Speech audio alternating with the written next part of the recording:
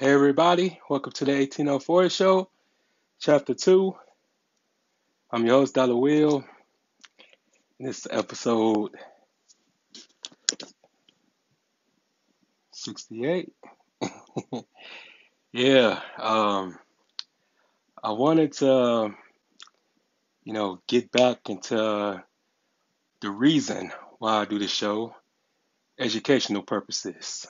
And I found this dope topic and this dope story, hopefully that everybody will appreciate and enjoy.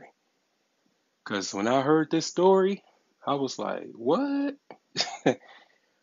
But before I go into the story and everything like that, you know what I'm saying? Just wanted to say to everybody who have subscribed to the channel, you know, just been giving me y'all support. I appreciate it from the bottom of my heart. And I couldn't make it here without you guys. But to everybody who ain't get the chance to read the message on the second, when my anniversary of this show, anniversary of this business, I'm gonna just do like a little quick episode, and anybody who's welcome can join in into the episode. Share your thoughts. Share your memories that you have with me, and guess and all that good stuff, man. Because like I said, I would not made it here without my loyal fans and supporters. So I just want to make sure that, I show y'all my appreciation. But let's get into this episode. So it was a story that I came across by Deacons for Defense and Justice. And these was a group of men who decide to patrol their neighborhoods and stuff because in their city, they're from a small town in Louisiana called Bogalusa, Louisiana. So they had a lot of Klan activity in their neighborhoods and stuff like that. So these men took it upon themselves to, arm themselves. And this was way before the Black Panthers came into Providence. But these was just pretty much a group of men who got tired of being terrorized by their local Klan and local police department. So I'm gonna get into this story and I'm gonna come back with my thoughts. So the Deacons for Defense and Justice is a armed African American self-defense group founded in November 1964 during the Civil Rights era in the United States in midtown of Jonesburg, now Louisiana, on February 21st, 1965, the day of Malcolm X's assassination. The first affiliated chapter was founded in Bogalusa, Louisiana, followed by a total of 20 other chapters in the state, Mississippi, Arkansas, and Alabama. It is intended to protect civil rights activists and their families. They are threatened both by white vigilantes and discriminatory treatment by police under Jim Crow laws. The Bogalusa chapter gained national attention during the summer of 1965 in its violent struggles with the Ku Klux Klan. So, the reason why I wanted to, put the story out was because they always, make it seem like we never fought back, like we ain't never done anything, like we just let the Klan and these police officers just, dominate us and spray water hose on us and beat the crap out of us till we was bloody and bruised and all that good stuff. But we always fought back. We always said no to the establishment and we demanded our respect. And I always just, you know, correct people whenever they say that we not our ancestors, but we won't never be our ancestors because our ancestors put their lives on the line every day for us, just to make sure that we were safe, to make sure that we was taken care of. And that's the thing with this Black Lives Matter movement. What they really done for us, if anything, like they profited off our pain and suffering. It was all manipulation. You know, it just sit back, you should sit back and wonder, you know, what was the George Floyd thing really was about? Because it was no different from what's been going on generations after generations. But why it took George Floyd for that big outcry, that big old riots all over the country and riots all over the globe. Why George Floyd? When it's been going on since Emmett Till, before that and before that. So why, George Floyd? What was so significant about his death? Not saying that I wish death on anybody, because I don't. But you guys should sit back and think about like what made George Floyd death so special and made everybody snap and caused all these demonstrations and all these riots and stuff like that. Like, you just got to hear me out. But this stuff been going on for generations, for years, you know. But let me continue reading this. By 1968, the Deacons' activities were declining. Following passage of the Voting Rights Act of 1965, the entry of blacks into politics in the South, and the rise of the Black Power movement, blacks worked to gain control of more political and economic activities in their communities. A television movie, Deacons for Defense, 2003, directed by Bill Duke and starring Forrest Whitaker, was aired about the 1965 events of Bogalusa. The movie inspired to meet Deacon Hicks at his Hicks house in Bogalusa, Louisiana. The Robert Bob Hicks House in Bogalusa commemorates one of the leaders of the Deacons in that city. It was listed on the National Register of Historic Places in 2015.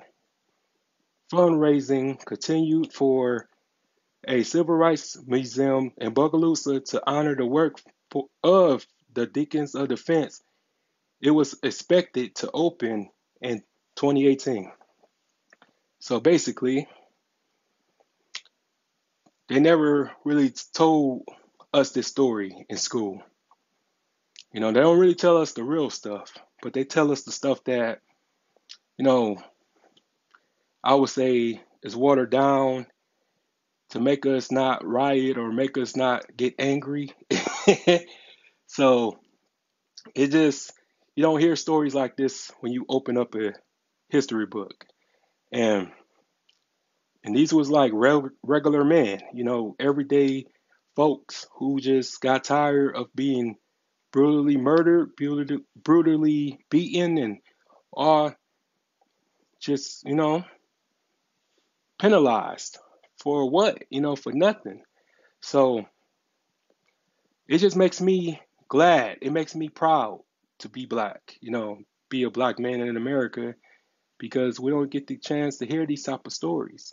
And I just think that it's very important that we teach our kids these type of things, because these other people ain't gonna teach our kids about our real history. So we gotta just go back into, feeding our kids this knowledge and these these things that happen between us, because a lot of people take stuff for granted. A lot of people don't even realize the freedoms and liberties that they have. It's because of our grandfathers and our grandmothers, and for them to march, and for them to do sit-ins and do a whole bunch of stuff, so we can have the freedom that we have today. And we just take stuff for granted. And I just think that we need to start appreciating the sacrifices, because a lot of people were killed for nothing. You know what I'm saying? Just the liberties and the freedoms that you have. Oh, thanks, bro. I appreciate that, man. True indeed. So, just like what we can do now, you know what I'm saying? We can have DoorDash, we can have Grubhub, we can have, Uber Eats and stuff like that. None of that existed back in them days. So, and then you couldn't even eat at the same restaurant sometimes. You couldn't even walk in the door. You have to go in the back and wait till you were seated. And you had to sit where the colored section was at. So it's just stuff like that, man. Like, when people be disrespectful, it makes me mad. You know, I don't understand it. I mean, I understand it because we don't know anything. You be dumb. When you know better, you do better. But it just be very unfortunate, man, because these people put their lives on the line. You know, got their house bombed. Got crosses in their yards and whole bunch of stuff, but they never gave up. And whatever oppression that I deal with on a daily basis, mostly by my own people, because I ain't gonna say that it's the white man that keeping me down. It's my own fellow black men keeping me down, and then they the first ones to hate on me, all types of stuff. But at the end of the day, it's all about just coming up. It's all about just keep on fighting, because we need to keep fighting. We need to learn how to stick together, because all we really have at the end of the day is each other. And this story right here, man, which is really like moving. It was just so powerful that I usually don't get choked up, but it took me really like 5 hours to prepare for this mentally, because it's a sad story. It's a sad story because of the fact that a lot of these people, um, lost their lives, and just trying to protect their families. It's just crazy. But let me get back into the story real quick. Um, founding of the Deacons for Defense. African Americans were harassed and attacked by white KKK vigilantes in the midtown of Jonesboro, Louisiana in 1964, including the torching of 5 black churches. Here's the thing. I never understood that concept. Like, why would you burn down a church? What the hell? That solves. I understand that, most of it was our headquarters where, like, a lot of us used to meet at, to talk civil rights, talk about voting rights and this and that. But you gotta be a evil motherfucker to burn down a church. You know what I'm saying? Like, who does that? Like, you gotta be evil. Like, one thing about me is that I'm more spiritual than religious. But when you burn down a church, man, you have no type of moral compass whatsoever. But but that's not my business. You know what I'm saying? If anything, I just never understood that concept. It's to burn down a church. That's just cowardly to me. But yeah, getting these threats. Ernest Chilly Willie Thomas and Frederick Douglass Kirkpatrick founded the Deacons for Defense in November 1964 to protect civil rights workers, their families, and the black community against the local KKK. Most of the deacons were veterans with combat experience from the Korean War and World War II. And that's what I'm talking about. You know what I'm saying? Like, if you're going to go to the army, you know what I'm saying? Just go and learn the military experience, learn the concepts, learn how to fight, and come back and protect your community, you know? And we really don't get to do that no more because everybody want to come out with a charger and be flexing and stunning and this and that. But, you're not teaching your people none of the skills that you learned that you inquired over there. And that's what I think that we lost. That's that we are losing because I realize that this is a white man's world and this and that's not going to change until we change it. But it's just to the point that, we pretty much on our own and we need to go back into being for ourselves. Oh yeah, bro. Yeah, yeah. Mhm. Yeah, I learned all about gangs and how they will, fight against the white kids. I know all about that and how it was supposed to be political, but became, detrimental. I know all about that stuff. I watched the documentary on how the Crips started and the old California gangs. I watched all of that stuff. But yeah, you're right. Hmm. Yeah. So, but yeah, it's just so hard not to get emotional when you read about these stories because these people was just trying to just live their everyday lives. And you just never know what a person going through, like your grandparents went through, being kids and being called the N word and all types of stuff and couldn't, just have a normal childhood. Like every day it was some bullshit, every day. And ain't no telling what they saw. I know a few people who was older who grew up in Mississippi and they used to go to school and they used to see like bodies hanging from trees going to school. So I couldn't imagine seeing that. A lot of our people, man, just traumatized, what I'm saying, never got the help for it. So when you traumatized and you never went to counseling, you just lived throughout that because you had no choice. There was no such thing as psychiatrists back in them days. You had to just deal with it. You just had to like just roll with the punches. You know what I'm saying? And then you grow up and you so messed up that you can't raise your kids, you can't raise your families, and then you have to leave. Because you so messed up and disoriented. So that's when I come in. I was born in '88. I'll be 34 real soon. So I didn't live through that time, but yet, it's like I inherited that same anger that our grandparents and our parents, depending on how old you are, but even our parents, had to suffer through that type of trauma. And it's just crazy. It's crazy that nobody ever been held accountable. And these are, you know, stories that aren't 100 years old. This stuff happened like 50, 60 years ago. That's not long at all. That's really like a short period of time. And yes, we made some progress, but not as much. You know, we are still considered property of the state.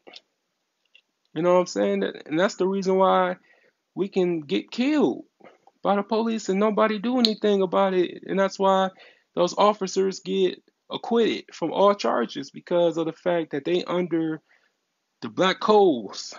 You know what I'm saying? We not even considered citizens like that.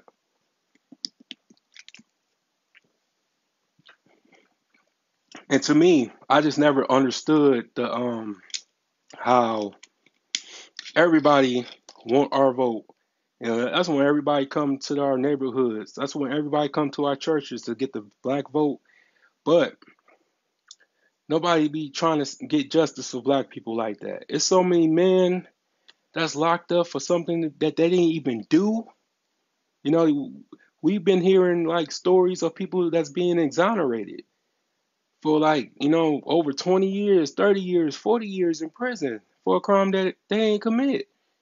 But yeah, you got these people, these white men who were in a Klan and did all these killings and all these bombings and lynchings and stuff like that. And none of them ever got tried. A lot of them grew up to be police officers, judges, um, just correctional officers. It's a scary thought. But yeah, people be just discussing some bullshit, some dumb shit. But you know what I'm saying? This is some real life shit. And I just be telling people like, man, it's more to life than some motherfucking Jordans. We need to start, planning ahead. Like, what we gonna do about our safety, about our children, man? And I don't have children, but I'm a godfather. I'm an uncle, and that scare me. And just the way that the world is going and stuff. And y'all really don't believe history doesn't repeat itself, 'cause it does. This wasn't that long ago. And people gotta wake the fuck up, man. This is scary. And I ain't trying to like make anybody uncomfortable or anything like that.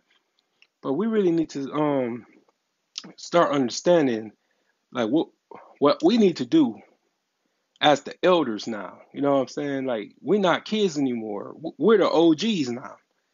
And the young people, man, they looking at us, the youth is looking at us for guidance. What they gonna learn by somebody talking about, oh, I'm getting a new cool grades and I'm getting this, I'm getting that. But yet,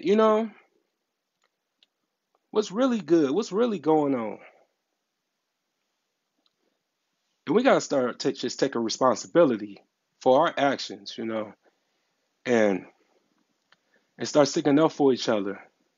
I'm not your enemy. If anything, I'm your brother. I'm not your enemy. I hate when I'm at the store or at the corner store and I'm being mean mugged, I'm being stared at just off the rip. And I have no problem with you, bro. Why you staring at me like that? Why it's gotta be some tension? You don't even know my name. You don't even know my story. You don't even know my life. But yet, you feel the need to me mug me and show me that, you ain't no punk and this and that. I'm like, bruh, it ain't even that deep. It ain't even that serious, bruh. You know what I'm saying?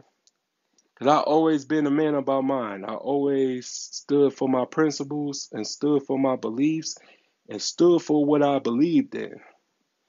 And we got to just keep in mind that, there's a reason why we became, you know, um, hated and we became the most oppressed. And I don't care what anybody say, we are the most oppressed race on this planet. And if we just stop hating each other, we can get a lot of things done. Because if anything, we made this country. We was already in this country.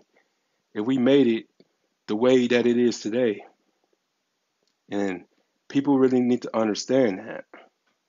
We weren't no immigrants. We weren't no, um, what they say, we weren't no disobedient people. We was loving people. We always been loving people. It's just the fact that we don't love ourselves. We let any and everybody infiltrate into our culture. We let any and everybody, come in to what, the stuff we built, you know. And I was just having this discussion with people. I was like, there's no more R&B music. We let people take our music. We let people take our rapping. We let people take our culture, our style. You know, shoot, nobody does. It seemed like everything that people took, they took from us. We are the truth. You know what I'm saying? And we gonna always be that. But it's just that we don't know that, and we gotta know that in order for us to survive.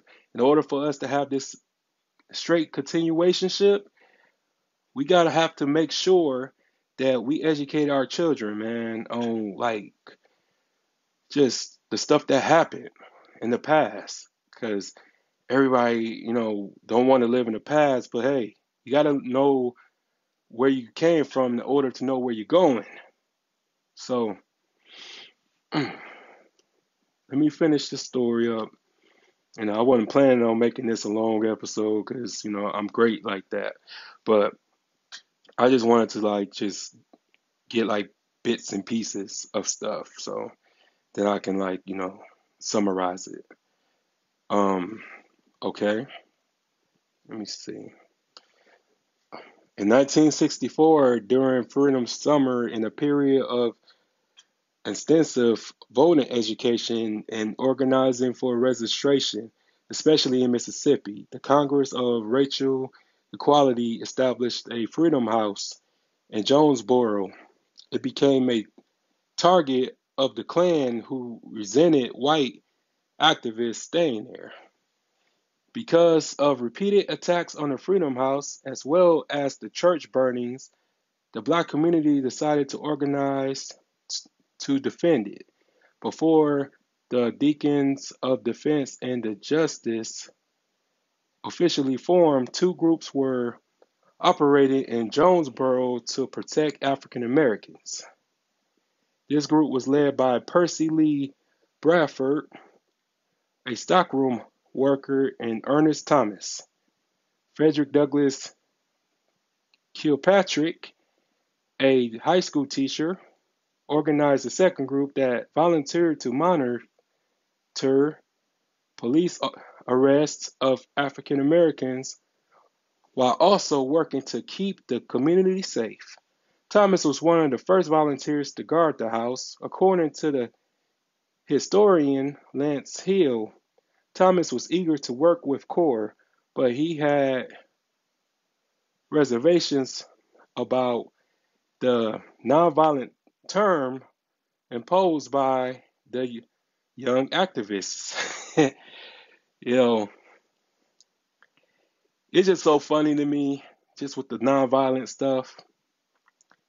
Um, I understood why they had to be nonviolent because they didn't own the laws. They weren't like congressmen or politicians who was able to change the laws and this and that. So they had to be, docile. They had to pretty much, not fight back.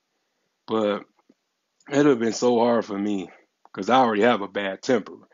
But like if you spit on me, you throw bricks at my head, terrorize my family and stuff like that. Oh yeah, I'm coming for blood type thing. But I can imagine. I couldn't imagine. We sit back and really think about it.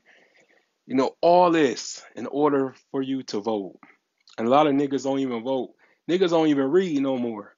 But it's just the sacrifices of our ancestors and our forefathers, our grandparents, our parents made.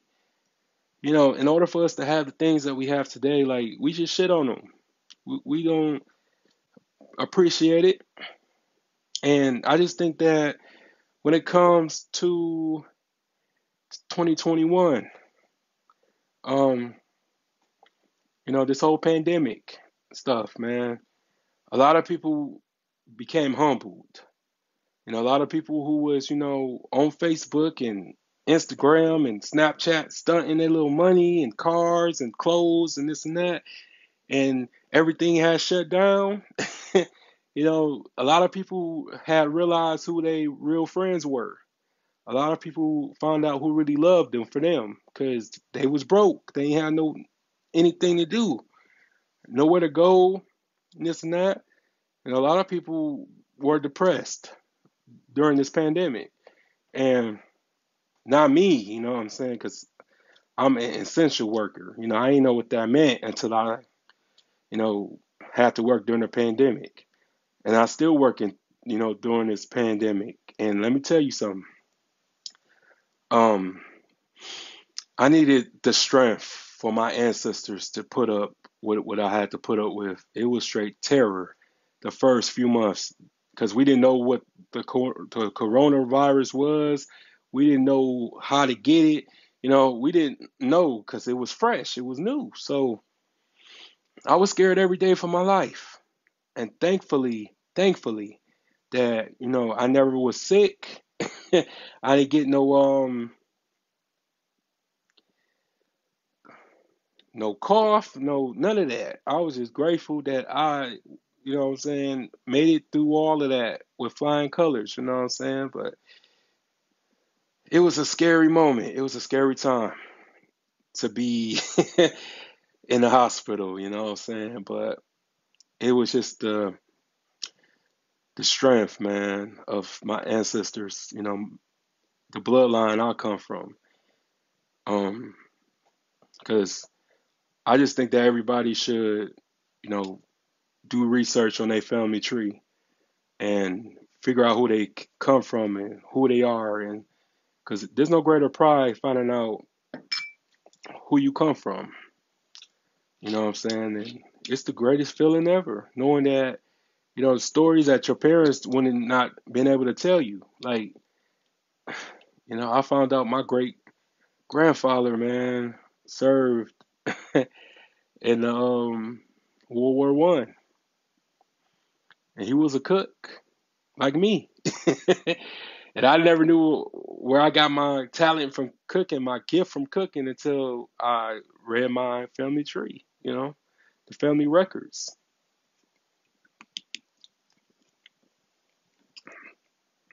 But I just think that all of us have like somebody in our family that did something remarkable, but never got credit for it. Never got the recognition because everybody didn't make it in them history books. Them foreigners wrote, you know what I'm saying? But if we got the opportunity to figure it out, if it was presented in front of us, then would you take advantage of it? Because there's no greater gift knowing how strong your people are and your family is. And I'm just grateful for stories like this because it allows me to get stronger mentally and emotionally when you outside in the real world because it's so hard being a good dude. It's harder being a good nigga, like a real nigga. Like it's hard because so many fake niggas and so many bitch ass niggas is winning. I mean, they're not winning, but it's just like, people gravitate to them instead of the real people, the people that's, doing something with their lives and, never been locked up, don't have no outside babies, don't have no diseases, none of that.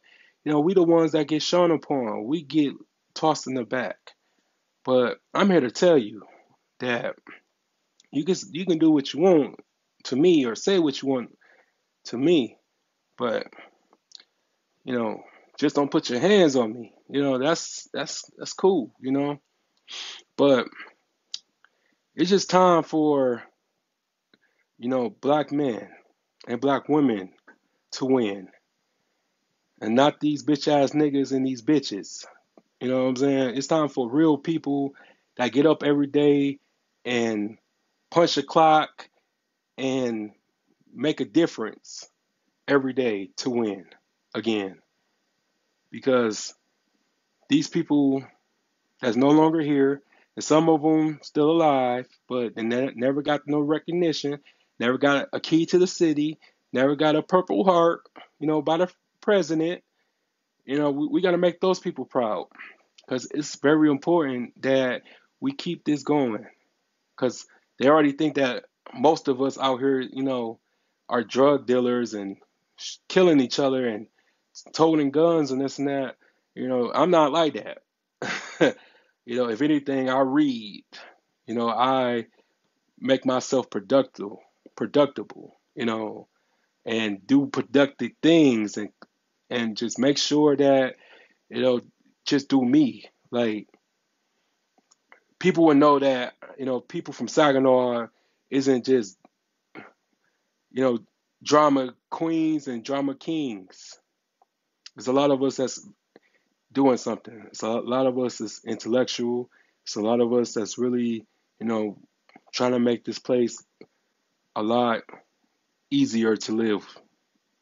So, but my final story on this and my final thoughts on this is that these people just had an idea, they had a plan, and took it upon themselves to protect their neighborhoods and protect their families. What's stopping us? We would call the police and get mad when one of our loved ones or one of us get killed by the police. And that's the only time is when one of the moments and times is when we all march together. But when it's black on black crime, nothing happens. Oh, it's free my nigga so and so, or man, free her, man, and this and that. But our lives isn't worth anything. You know, a lot of us better off dead than alive because of the fact that we would take the check before we take justice, before we try to get an attempt at justice. I'm not saying that every time someone was found guilty or not guilty, but occasionally it was some that got found guilty.